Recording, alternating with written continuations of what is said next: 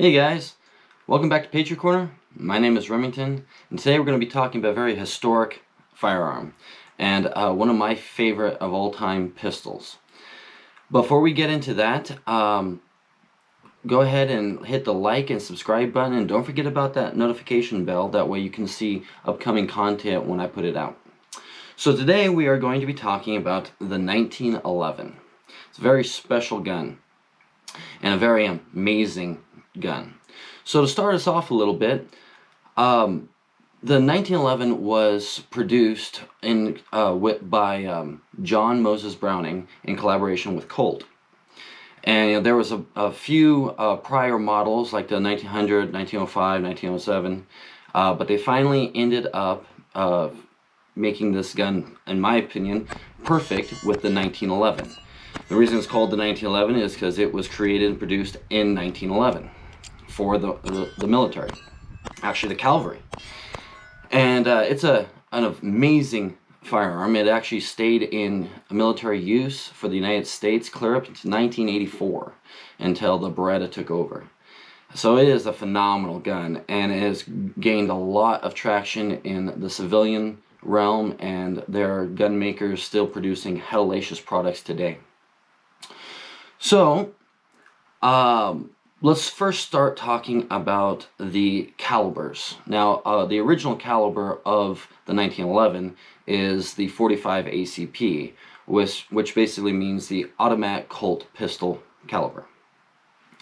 So, but now they do offer multiple calibers in different manufacturers and stuff, ranging from your 10 millimeter 45 ACP, your 9 millimeter, your 38 Super, 38 ACP, 380, 22 long rifle, and then the list goes on. It's a phenomenal gun. And so if you do get, I want to just kind of point this out for any new gun owners or new to the 1911 or the 45 caliber. When you get your 45 caliber, 45 ACP, make sure you aren't trying to use the 45 long Colt, which is a much older caliber used in primarily your single 6 revolvers. But a great caliber, but that's not what the 1911 uses. It uses your 45 ACP, and so you want to be mindful of that when you are out ammo shopping. I don't think you could ever get a 45 long rifle into the magazine of a 45 ACP 1911, but let's try not to do it. Alright, so moving on from there, we kind of gonna get into it with this gun right here. So there's been a lot of different manufacturers of this firearm. I mean, ranging from Rock Island, Colt, Para Ordnance, Wilson Combat, Camber, Springfield. I mean, a lot of different types of manufacturers. Because it is a hellacious gun. And we're going to kind of start in on this. This is a semi-automatic pistol, which means every time you pull the trigger, it will go bang. But it is a single action semi-automatic. And so what that means is you have to charge your firearm either like this, and then decock it, and then you can cock it again with the hammer to make it go bang, or you can just charge it like this and then make it go bang. Both are fine. Now, a double action is once you decock it, you can then still pull the trigger, and it will actually cock your hammer back while you pull the trigger, so it can then fire. Now, once it fires, obviously the hammer will stay back, and you can then pull the trigger until you are empty. Now, the reason why some people will decock it, I'm sure some of you are wondering, why once you have already had this cocked, the hammer's back, you're ready to go, why then decock it? And decocking is basically holding your hammer with your fingers and then pulling the trigger and letting it down very lightly. Now remember, some double action firearms will actually have a decocker built on there, so it makes it a lot safer. So when you are decocking in 1911, though, there is no decocker, and so make sure it's pointing in a safe direction, and be very careful when you're decocking, because if you let go of that hammer, odds are it could go off on you. But the reason why you set down this hammer, and a lot of them will have, a lot of 1911s will have this, what is called a quarter cock. As you can see here, a quarter cock actually allows for the gun to be dropped or hit very hard on the hammer without that hammer pushing on the firing pin and making the gun go off. And so this actually is a very safe way to carry it if you're going to keep a bullet in the chamber. And so that's why a lot of people decock your 1911s, is if you're going to be carrying them a lot and things like that, is where you not just relying on the other safeties that are built onto the 1911. And the reason why you quarter cock it is, like I said, is if your gun falls out and hits something very hard like concrete or something like that, and an angle like that, it doesn't somehow drive that firing pin into the round and make it go off. And so a quarter cock is an excellent way to carry your gun. But now do remember that when you pull it and you have to use your gun, you then have to cock it like this before it is active. So we're going to move over to this side, and now some modern day 1911s will have ambidextrous mag releases and ambidextrous safeties. Your original ones don't. They will only have it on one side, and it's always the left hand side. And so here is your mag release. It is the small round button on the left hand side of your gun. It's made for your thumb, so you can hit that, and it drops out the mag just like that.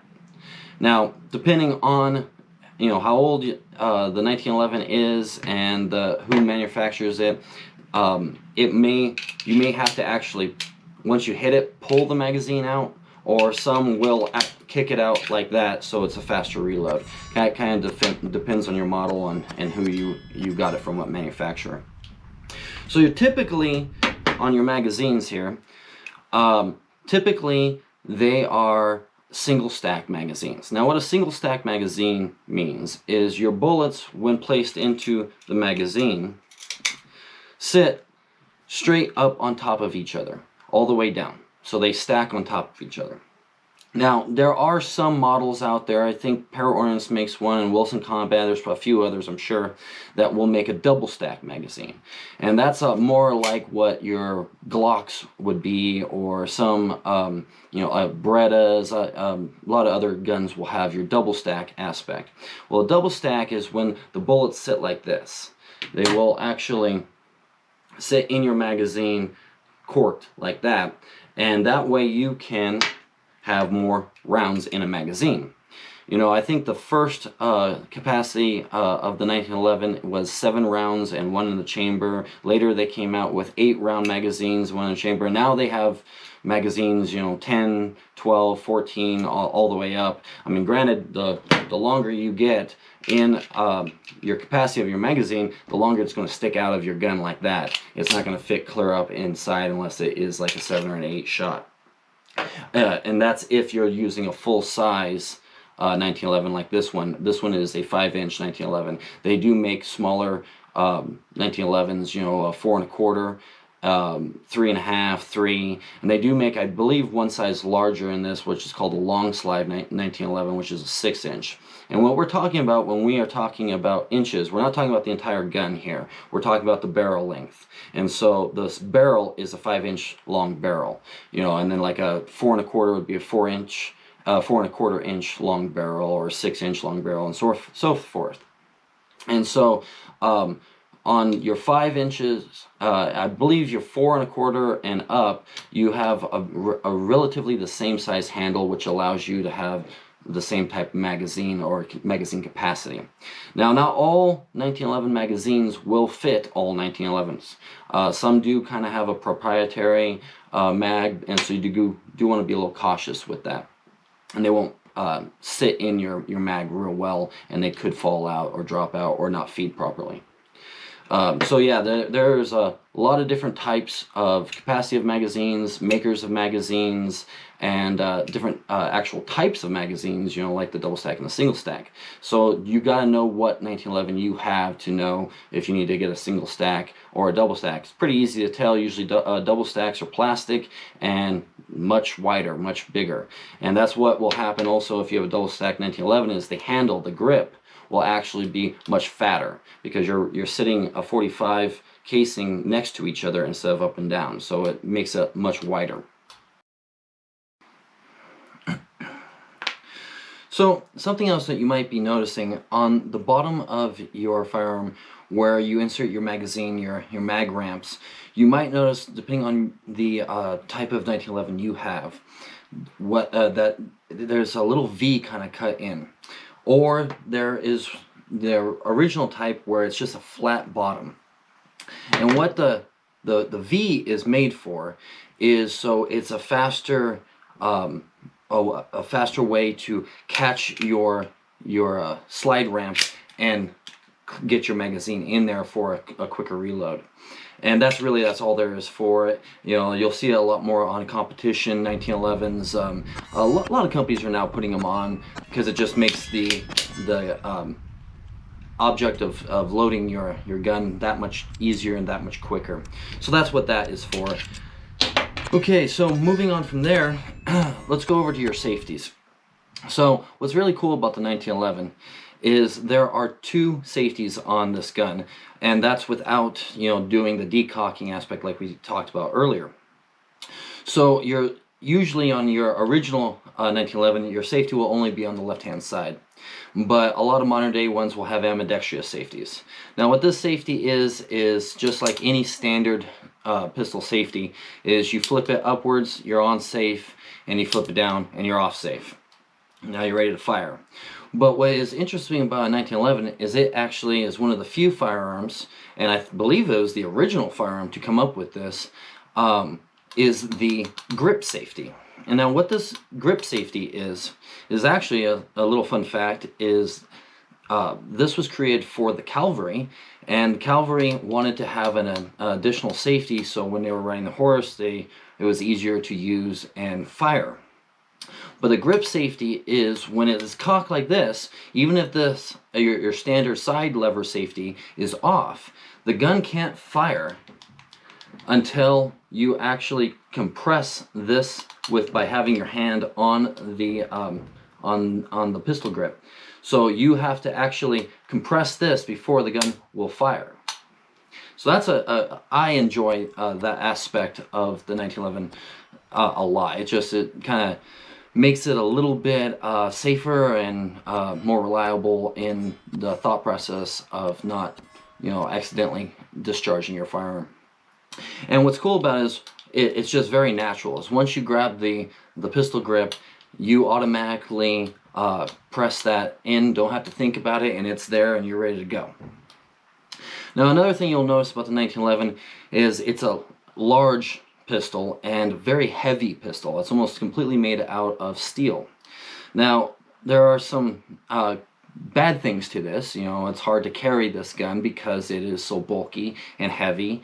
The good thing on that though is because of the weight of this firearm, when you're using a 45 ACP you'll actually have less recoil than you will in a lighter 45 ACP. You know, like a 45 Glock would 45 ACP caliber Glock would actually have more recoil than this 1911 just because of the weight factor of this gun.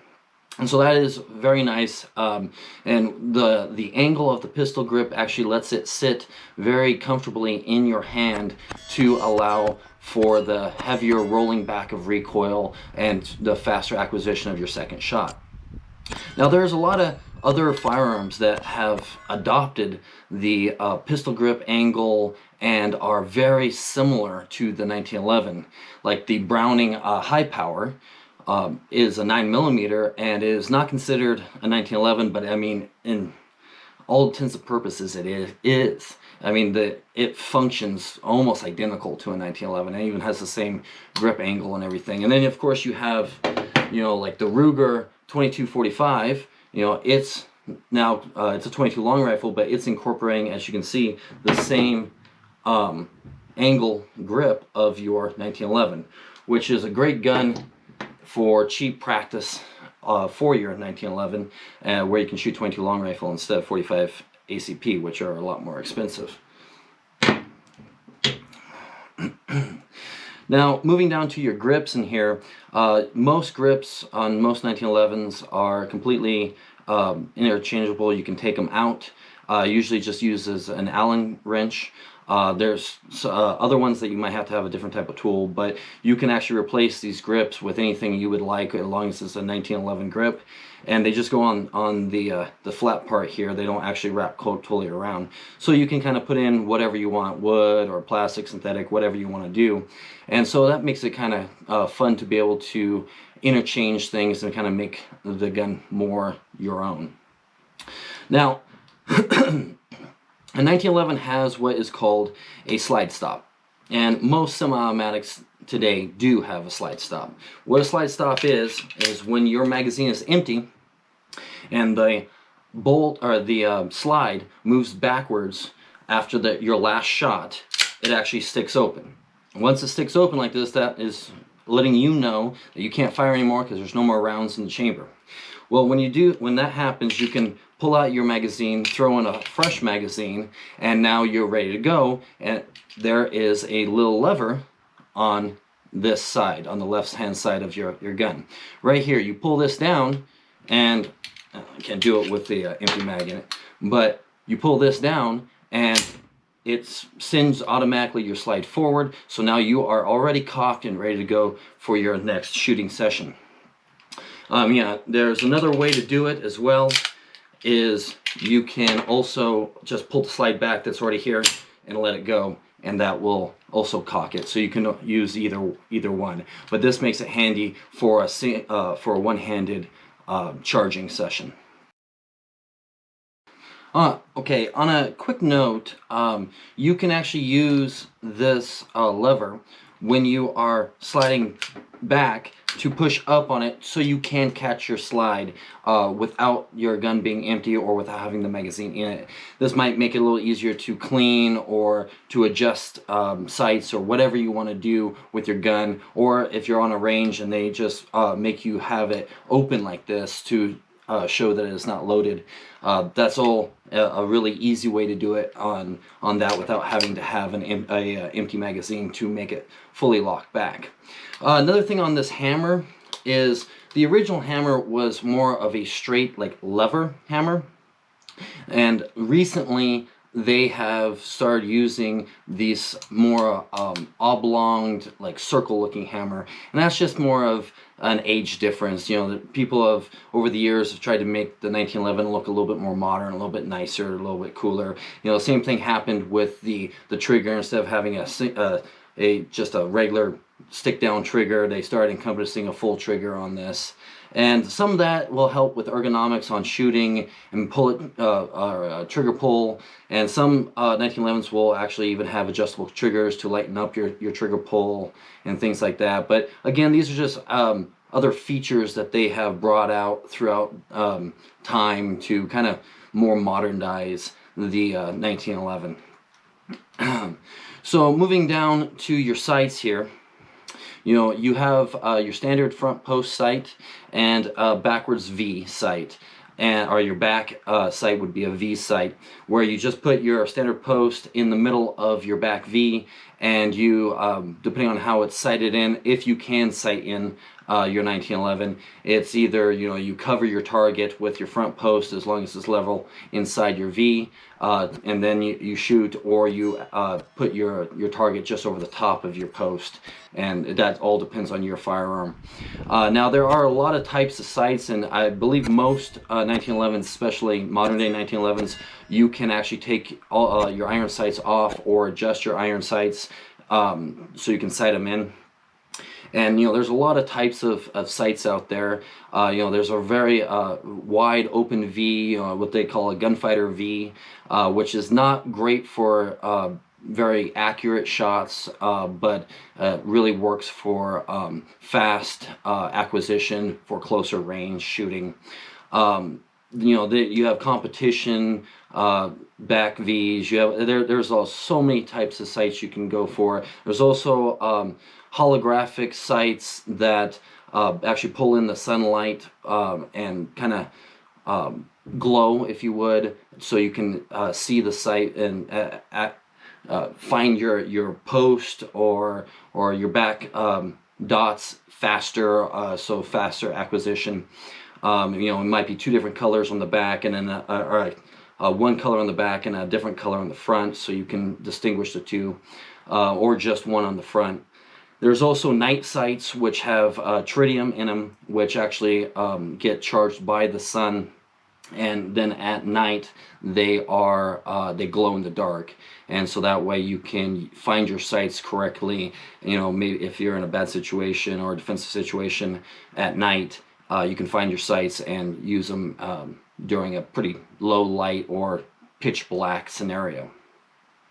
Now, another deal is you can replace barrels in your 1911 all you want. I'll do videos on how to change sights, sight in your 1911, do all that. You can even put optics sometimes on 1911. Sometimes it might take a different type of slide to do that, but you can put optics like a red dot slide or a holographic aperture sight.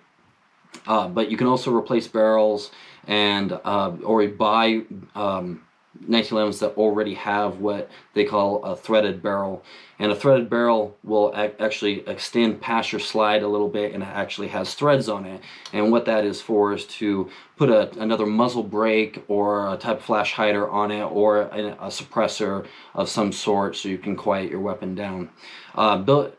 They can come on your 1911, and that's great if they do. If they don't worry, you can always exchange and put different deals in your existing 1911.